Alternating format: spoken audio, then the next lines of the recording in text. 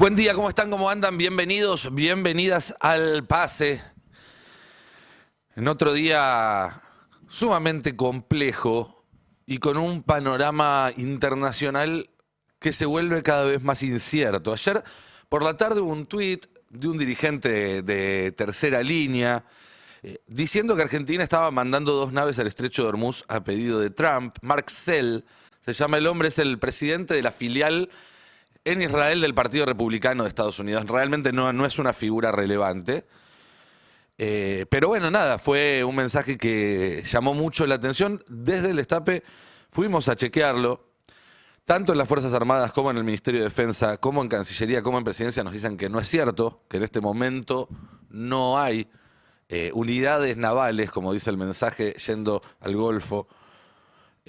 Si les creemos, no han hecho mucho mérito para que les creamos, si les creemos. En todo caso, no nos deja muy tranquilo lo que dijo un rato más tarde el canciller Pablo Quirno, que fue a dar una nota a un canal de televisión, y básicamente dijo, por ahora son rumores, pero vamos Canciller, a hacer lo también que está nos dando pidan. vuelta un rumor de que Argentina va a enviar 2 barcos para acompañar a la flota norteamericana en el Golfo Pérsico.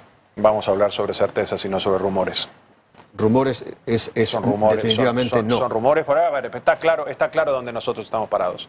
En la medida que necesiten apoyo nuestro, está claro dónde vamos a estar parados.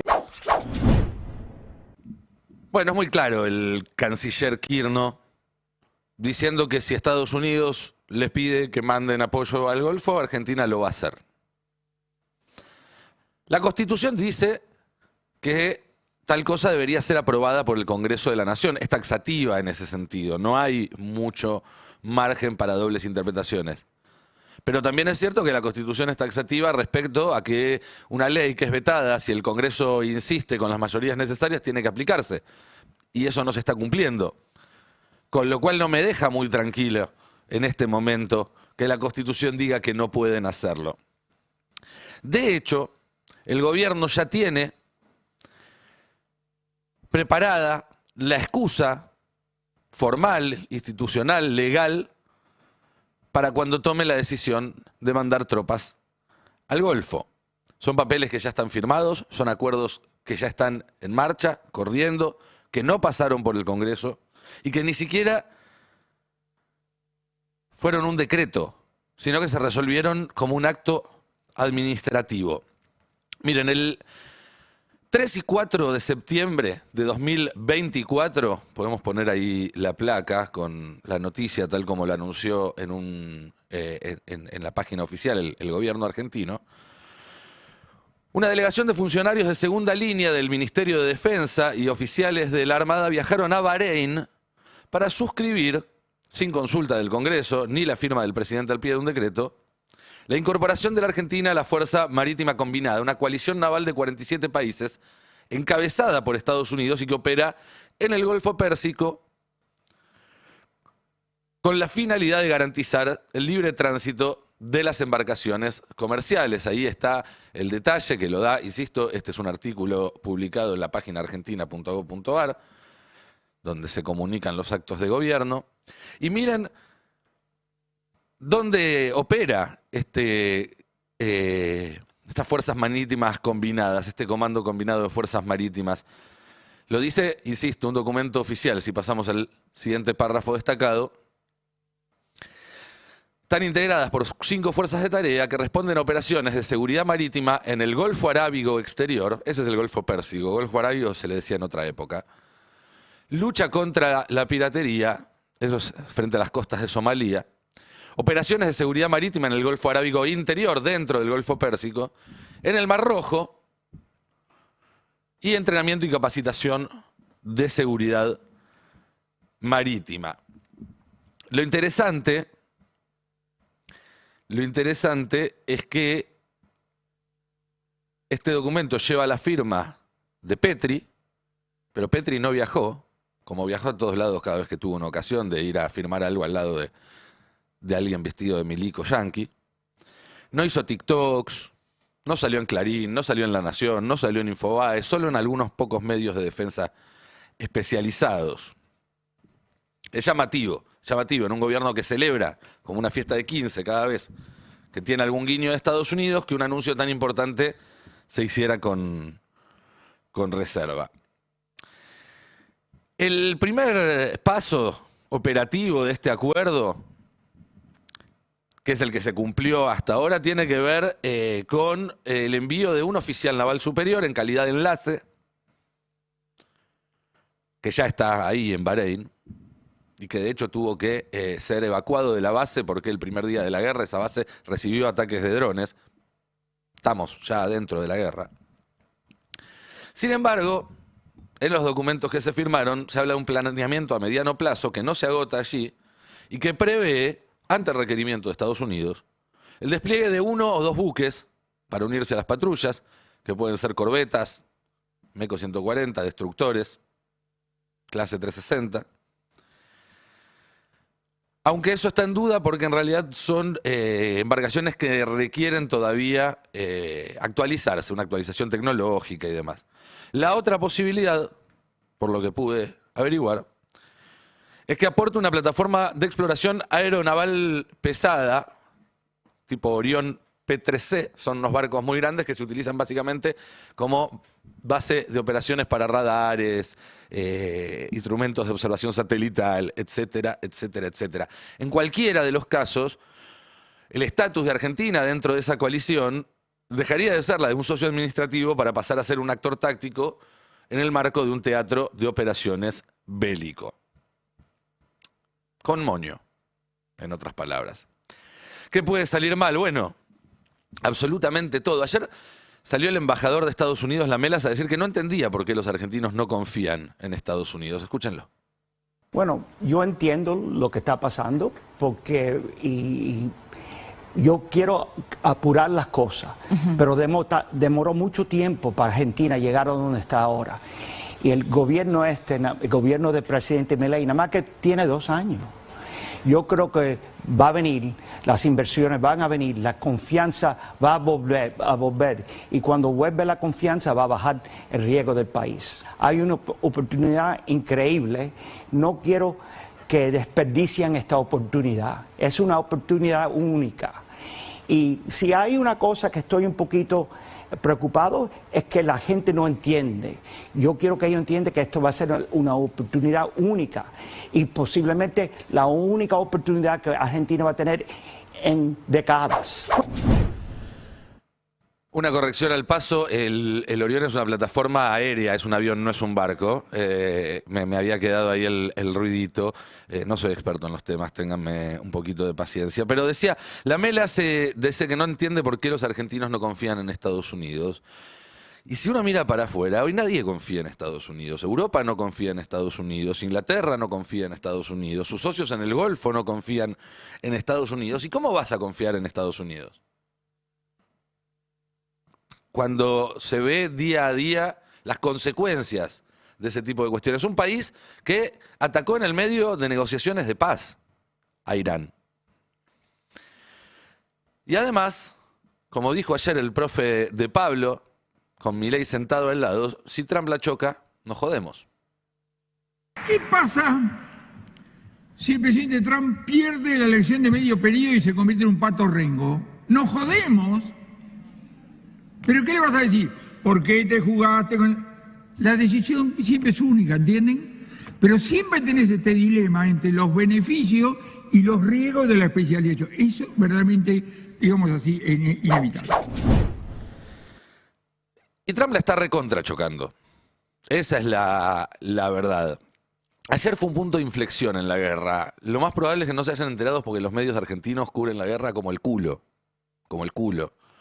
Entonces te enterás de algunas cuestiones sueltas, pero no se reconstruye lo que está pasando. Más allá además del sesgo, obviamente, pro-israelí, pro-norteamericano. Ayer fue la escalada más grande y la más irreversible desde el 28 de febrero que empezó este conflicto. Por eso es que hoy los precios del petróleo otra vez están por las nubes. El Brent ahora en 111, pero había llegado a estar ya por arriba de 115.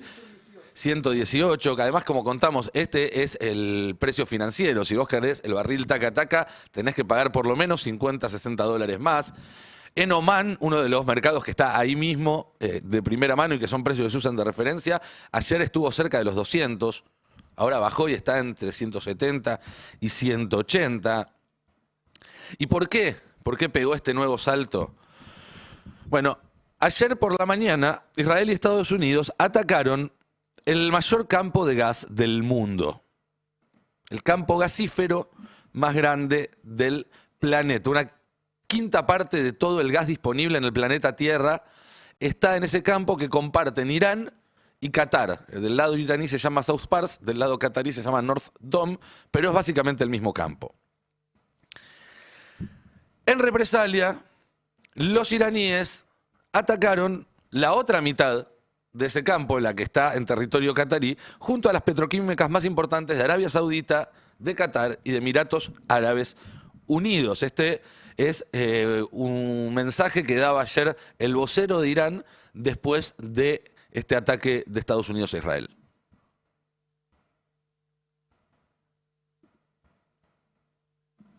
Lo tenemos ahí, si no seguimos. Ahí está, el vocero iraní. Ah, es placa, pensé que era video, perdón, mala mía. Irán dice que la infraestructura energética y de gas estadounidenses israelí será reducida a cenizas. Después de eso, mandó órdenes de desalojo a las principales plantas petroquímicas del Golfo Pérsico y acto seguido las atacó. Hay un tape, si lo tenemos, el 35, donde se ve el ataque sobre la planta de Aramco más importante en Arabia Saudita. Se ve una bomba y ahí cae la segunda, el segundo misil. Entonces tenemos al megacampo qatarí iraní que representa un quinto de las reservas mundiales de gas bajo bombardeo intenso. A eso hay que sumarle que Emiratos Árabes Unidos anunció en las últimas horas 0 producción en sus plantas más importantes, Shah y Hafshan.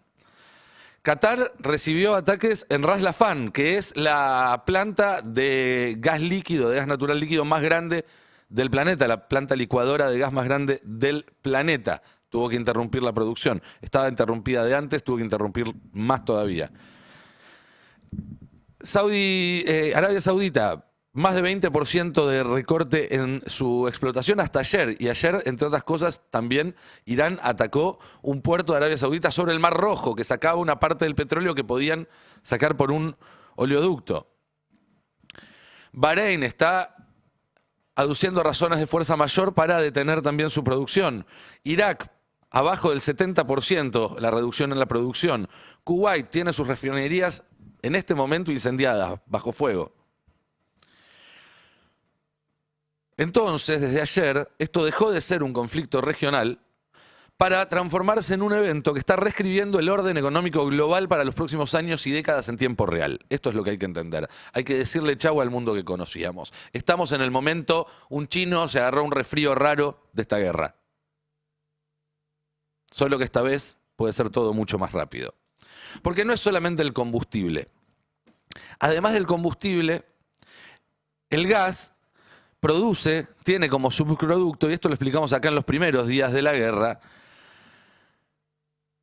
los insumos que se utilizan para producir amoníaco, que a su vez se utilizan para producir urea, que es el principal insumo de la industria de fertilizantes.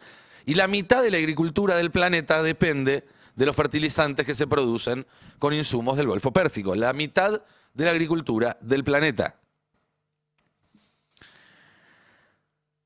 Y a diferencia de lo que pasa con el petróleo, que muchos países tienen reservas estratégicas para estar varios meses en caso de que se corte el suministro, no existen las reservas estratégicas de fertilizante. No hay ningún país que se haya planteado esa necesidad hasta ahora. Seguramente en el futuro esto cambie. Y todo eso es lo que está prendiéndose fuego debajo de los misiles desde ayer. Y que sigue ahora. Ahora hay todas las horas hay novedades. Y a eso hay que sumarle un segundo problema. Que es que lo que hoy está bloqueando el estrecho de Hormuz no son los drones de Irán, sino la amenaza de esos drones, que hicieron que todas las aseguradoras cancelen sus pólizas a partir del 5 de marzo. Y sin póliza, el barco no sale. Los que salen multiplicaron por 20, por 30 el valor de la póliza, además, con lo cual también se vuelve absolutamente antieconómico hacerlo. Y para que se hagan una idea, cuando en noviembre de 2023 los hutíes desde Yemen empezaron a atacar algunas naves en el Mar Rojo, subieron los precios de las pólizas muchísimo, y todavía, casi 2 años más tarde, más de 2 años más tarde, no se normalizaron esos precios. Con lo cual, en el mejor de los casos, si mañana hubiera un cese al fuego, el tráfico comercial no podría empezar ni en 30, ni en 60, ni en 90 días, sino quizás en 6 meses o más. Y aquí el problema. Para que Estados Unidos tenga su cosecha de maíz, el fertilizante tiene que estar en la tierra más tardar a mediados de abril. Para que la India tenga su cosecha de granos, tiene que estar el fertilizante en la tierra más tardar en mayo. Para que Bangladesh tenga su cosecha de granos, debería estar aplicando ese fertilizante ahora mismo. Para que Australia tenga su cosecha, tiene que aplicar ese fertilizante en junio. Y estas no son fechas que se puedan negociar, no son fechas que se puedan correr, son ventanas determinadas por la temperatura del suelo, por la humedad, por la fisiología del cultivo. Y la conclusión a la que están llegando la mayoría de los analistas es que incluso si mañana terminara la guerra, y todo parece indicar que no, que esto se está agravando, pero incluso si mañana terminara la guerra, la temporada de siembra de 2026 ya estaría perdida. No perdida por completo, pero por supuesto, estamos hablando de un rendimiento muchísimo más bajo sin acceso a esos fertilizantes. Y de un precio muchísimo más caro para lo que efectivamente termine plantándose. Hay un testimonio que vi ayer de un granjero en Tennessee que decía que iba a pagar $100.000 más en fertilizantes esta temporada, un 40% de aumento. Me imagino que no es un granjero que tiene una granja chiquitita, pero es una diferencia más que sustancial.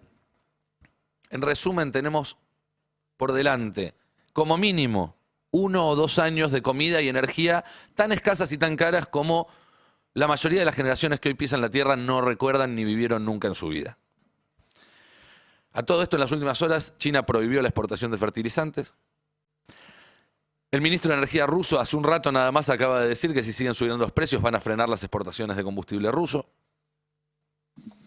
Y las consecuencias de esto ya se sienten. Se sienten en Estados Unidos, donde la bolsa ayer tuvo otro día absolutamente rojo, y donde la gente además se está enojando porque el precio de la nafta está subiendo, el precio de los alimentos está subiendo, y además Trump había prometido que no se iba a meter en ninguna guerra, y ahora están todos viendo cómo se metió en una guerra con una excusa falsa. Ya todo el mundo admite que no había un ataque inminente de Irán, y según cada vez más dicen, arrastrado por Israel. Pero escuchemos este testimonio de una ciudadana de Pensilvania, un estado clave para las próximas elecciones, que le preguntaban por el precio de la nafta y esto decía. Trump, vamos a escuchar a otra mujer más con la que tuvimos la oportunidad de hablar. Si pudieras decirle algo al presidente Trump y él te estuviera escuchando justo ahora, ¿qué le dirías? No vales nada, eres un montón de... ¿Y cuántas veces votaste por él? 3 veces. Fue un error mío. Por lo visto, soy un completo idiota. 3 veces. Pero decía, momento, se resfrió un chino. Esta semana, en Sri Lanka, se determinó una semana de 4 días.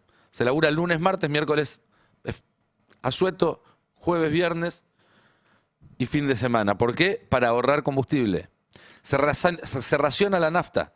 Vos tenés un código QR y cuando vas a comprar nafta, te lo leen y se fijan si ya cumpliste tu ración. 15 litros de combustible por semana por auto, 5 litros por moto. Esto está pasando ahora, ¿eh? Filipinas, semana de 4 días, computadoras apagadas al mediodía, aire a no menos de 24 grados. Hace calor en Filipinas.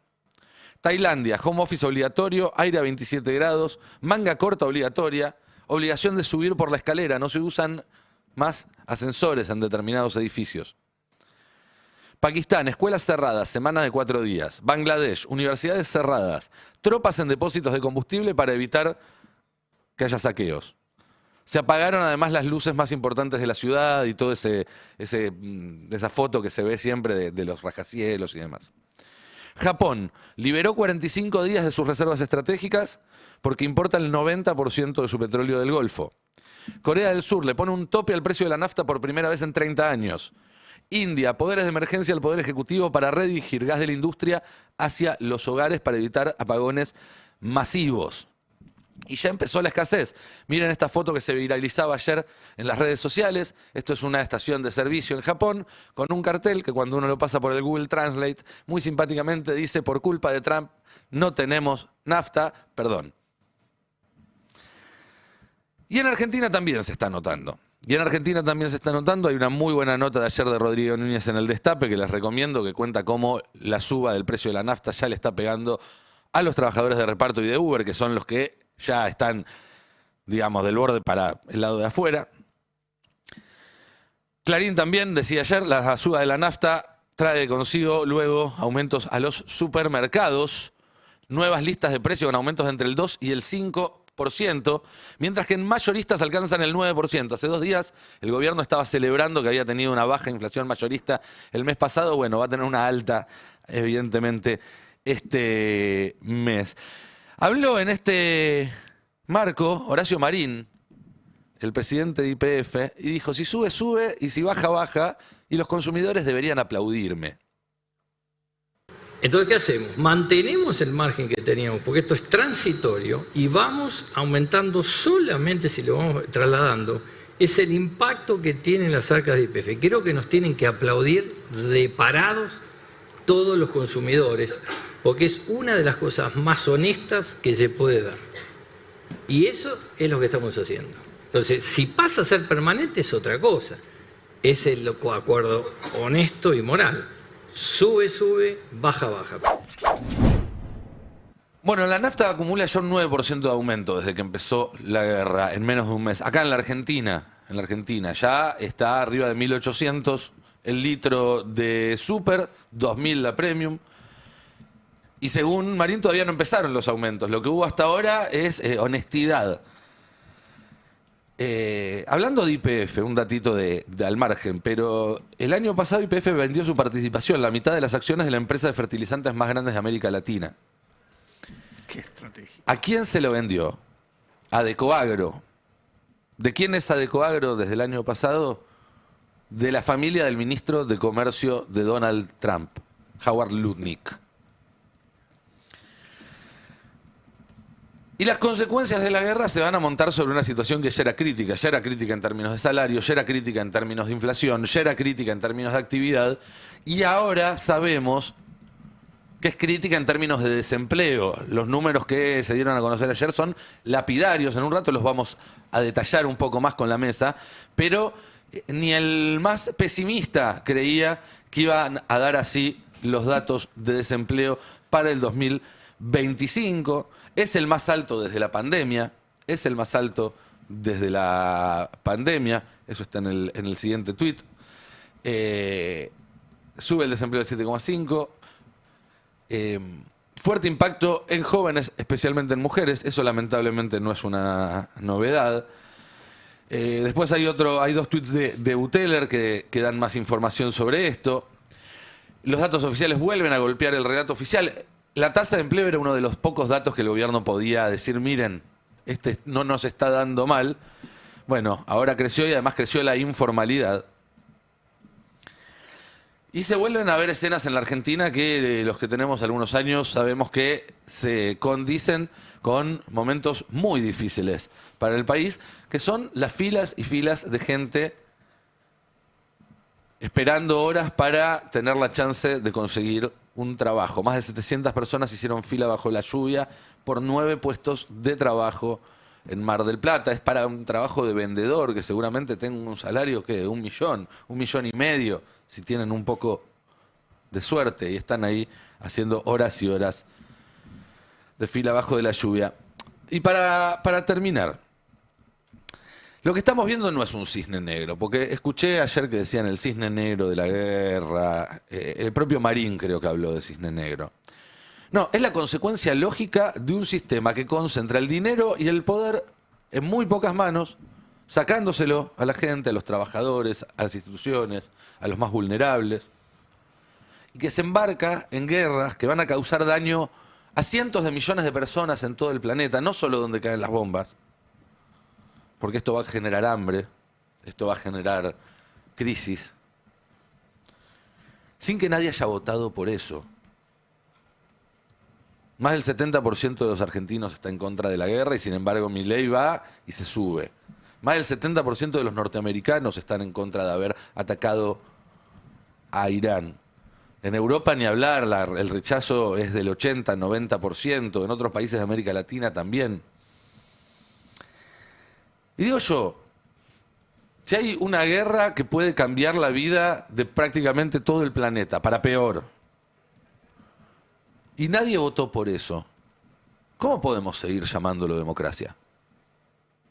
¿Qué sentido tiene seguir poniéndole ese nombre, seguir regalándole ese nombre que tanto significado tiene a algo que no cumple ni en lo más mínimo con el compromiso que implica asumir ser una democracia, un gobierno del pueblo, donde las decisiones, aunque sea indirectamente, pasen por el pueblo y sobre todo que estén diseñadas para el bien del pueblo? Argentina tiene energía, tiene alimentos, tiene fertilizantes. Si hubiera una verdadera democracia, un gobierno de los argentinos, para los argentinos, tendríamos una gran oportunidad. Tendríamos garantizada la provisión para nosotros y un excedente suficiente para tener una gran oportunidad para todo el país. Tenemos, en cambio, un protectorado corrupto y patético que nos está metiendo de cabeza en una guerra que no nos corresponde y que va a tener consecuencias tremendas. Ahora digo yo, si Milei es el presidente de la guerra, la oposición tiene que ser el partido de la paz. Si Milei es el presidente de la complicidad, la oposición tiene que ser el partido del compromiso. Si Milei es el presidente de la entrega, la oposición tiene que ser el partido que represente los intereses de todos los argentinos. Más amplios que nunca, sí, pero también más firmes y seguros que nunca respecto a cuál es la dirección y el sentido que tienen que tomar las cosas. Y esto hay que decirlo en todas las tribunas. El Congreso tiene que dejar claro que la Argentina es un país de paz. Los gobernadores deben dejar claro que la Argentina es un país de paz. La sociedad civil tiene que hacerlo a través de los sindicatos, de las cámaras empresarias, también en las calles. Sobre todo en las calles. Es hora de salir a las calles por la paz. Para mostrarle al mundo que Milei, cuando hace esas bravuconadas, está solo y no lo hace en nombre de todos. Y además, porque es una extraordinaria oportunidad política. Miren, un momento de quiebre en el crecimiento de la ultraderecha en Europa fue a partir de 2016, con la llegada de refugiados en una cantidad muy, muy grande. Las manifestaciones contra los inmigrantes se volvieron más habituales y más numerosas y se convirtieron en un punto de encuentro donde un montón de grupúsculos, algunos ultramontanos, otros neonazis, otros, bueno, que no tenían nada que ver y que nunca se habían conectado, empezaron a coincidir, a reconocerse entre sí, a organizarse entre sí y además a exhibirse ante la sociedad. Bueno, me parece que la paz puede jugar el mismo rol en el otro sentido en este momento. Un punto de encuentro para todos los que resisten este sistema donde un puñado de súper ricos y sus empleados, en favor exclusivamente de sí mismos, y que de ninguna manera puede ser llamado democracia, más que en los papeles, podamos encontrarnos, podamos reconocernos, podamos organizarnos y empezar desde ahí a construir una salida a este inmenso quilombo en el que nos están metiendo. ¿Qué tal? ¿Cómo están? Buen día. Preocupada, te diría.